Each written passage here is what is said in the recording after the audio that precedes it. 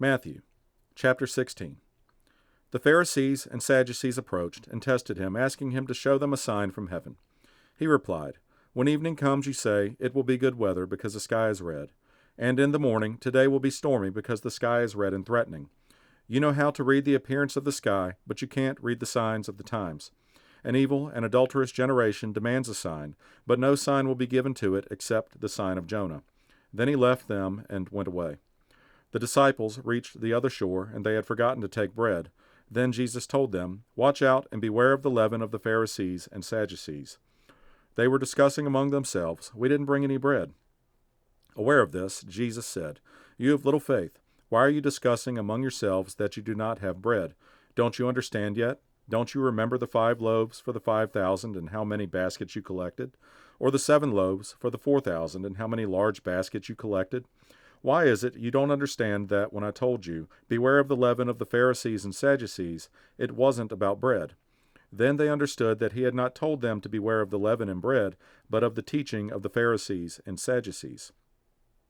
When Jesus came to the region of Caesarea Philippi, he asked his disciples, "Who do people say that the Son of Man is?" They replied, "Some say John the Baptist, others Elijah, still others Jeremiah or one of the prophets. But you," he asked them, "who do you say that I am?" Simon Peter answered, "You are the Messiah, the Son of the living God." Jesus responded, "Blessed are you, Simon, son of Jonah, because flesh and blood did not reveal this to you, but my Father in heaven. And I also say to you that you are Peter, and on this rock I will build my church, and the gates of Hades will not overpower it. I will give you the keys of the kingdom of heaven, and whatever you bind on earth will have been bound in heaven, and whatever you loose on earth will have been loosed in heaven." Then he gave the disciples orders to tell no one that he was the Messiah. From then on, Jesus began to point out to his disciples that it was necessary for him to go to Jerusalem and suffer many things from the elders, chief priests, and scribes, be killed, and be raised the 3rd day. Peter took him aside and began to rebuke him. "Oh, no, Lord, this will never happen to you."